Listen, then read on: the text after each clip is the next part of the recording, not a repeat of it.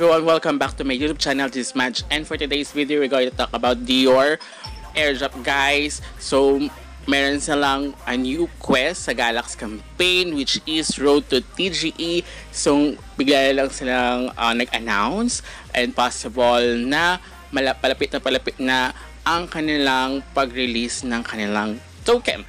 So, huwag kayo mag-skip, guys, dahil may mga quizzes ito and may mga kailangan tayong gawin na task, kaya huwag kayo mag-skip para wala kayo ma-miss na important details. But before we jump into it, make sure you like this video, subscribe to my channel if you have not already, and ring that notification bell so you always be updated to my upcoming videos and off-the-clock episodes. So, now, ito na nga natapos na natin reform daw yung partnership nila last time na Galax campaign, and now meron na silang Dior Road to TGE. So may update daily sila, and ito nga kanilang Dior Road to TGE na quest, guys. So nakita nyo, diba, merong dito sa update daily, ano lang niya, more on like and retweet, and then ito is sa mismong let's shake hands, may quiz na kailangan, and meron tayong kailangan panoorin na video. And of course, kailangan natin i-follow yung kanilang mga social media accounts, yung kadalasan ng mga Galax campaign. Additional lang yung mga quizzes, watch, visit, something like that. So ito, nagawa na natin yan. Kung nagawa niyo yung before na mga tasks sa Galax campaign ng Dior, i-click nyo yung circle para mag-refresh kung hindi siya kagad naka-sync in katulad kanina. So once that, so we need to get points. So more points, much better, kasi paminsan iba yung kapag once na na-release or yung kanilang airdrop, iba yung bigayan ni Galax campaign. Paminsan mas malaki yung bigay nila, paminsan is same lang din, or i-add lang sa mismong airdrop na makuha nyo. So sayang din siya, kaya gawin nyo na siya as soon as possible, kasi we never know, possible yan by the end of this month, August, or next month, September. Kasi diba yung reform diawing nila na partnership is until August 31. So kung hindi nga pa nagagawa yon, ilalagay ko lang the end of this video nun, tutorial, para at least makita nyo kung ano yung mga tasks na kailangan gawin doon sa reform Diao times Dior Galax campaign. Okay, so yeah, ito yung visit natin sa kanilang mismong website. So may applications sila, so kung andun magre-reflect kung nasa waitlist kayo before, andun siya. So may additional mga tasks yon, guys. Okay, so kailangan gawin nyo na siya as soon as possible. So ito, pakinggan nyo regarding Dior.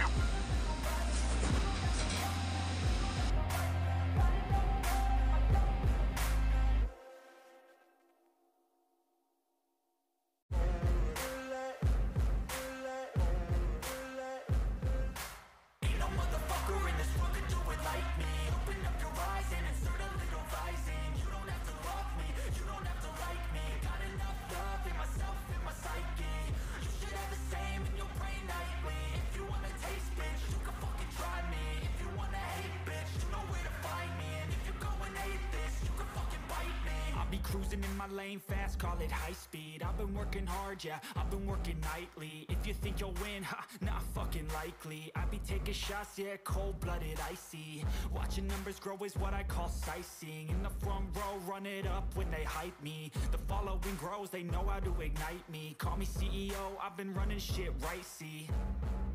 And I ain't playing games, I create my own lane, making pleasure out of pain, turning losses into gains, I'm the boss, I'm making change, I've been rocking this game, popping off and risking things, gonna make a fucking name, I just wanna be famous, but I don't want that shit fame, no, I'm not that vain, I just wanna be greatness.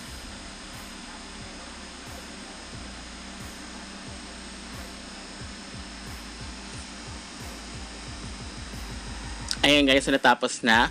Kadalasan, mas gusto nilang tapusin yung video para ma-sync in siya, pero paminsan meron ding kahit saglit mo lang siya panoorin, mag-sync siya, pero much better na anuhin na lang natin. So ito, isang quiz. So letter B guys, swipe right. So paminsan na din sa video yung answers dito guys. So the next week, so dalawa lang yung quizzes dito. Letter B, submit. So ayan. And then ayan, claim natin yung 95 points guys. Okay, kapag nagawa nyo lahat yan at nakuha nyo yung mga points, possible na malaki din yung makuha nyo or sa ratio na ibibigay ni Galax guys. Okay, so na-retweet ko na pala siya. Okay, so i-like na lang natin. So baka mayroon other before task na na-retweet ko yung specific na ano, kaya ilalike na lang natin. So nag-sync in na siya, so nakita siya sa aking X account. So ayan, and then here, ayan, konti pa lang naman. So I think gagawin ko na siyang agad-agad. After ko na lang gawin to, magpo-post na lang ako na either quotes, kasi nga paminsan, take note guys, sa X account mabilis sila mag-suspend or ma-block yung account nyo kung makita ni X account na nag-spam kayo. Okay, kaya as much as possible, like mag-update kayo sa inyong X account, like write a quote or anything, like kumain ako ng ganito or something like that, diba? Para at least makita nga na real person yung gumagamit ng X account na yon mismo. Okay? Or mga something like that. Or quote, or mag-post kayo ng photos, something like that. Okay? So, ayan. Kasi kapag kailangan pa siya i-verify once na-detect nyo na parang nag-spam ka. Or paminsan bigla na lang isa-suspend. So, kailangan po ma-peel sa mismong X account. And yung iba, sabi nila, is hindi nag-grant na maibalik yung X account nila. So, meron akong yung X account ko for the Majestic mismo na ban siya. But, thank God na siya. Kasi nagpo-post naman ako doon. So, nakita naman ni X account ng nagpo-post ako mismo ng mga personal ko.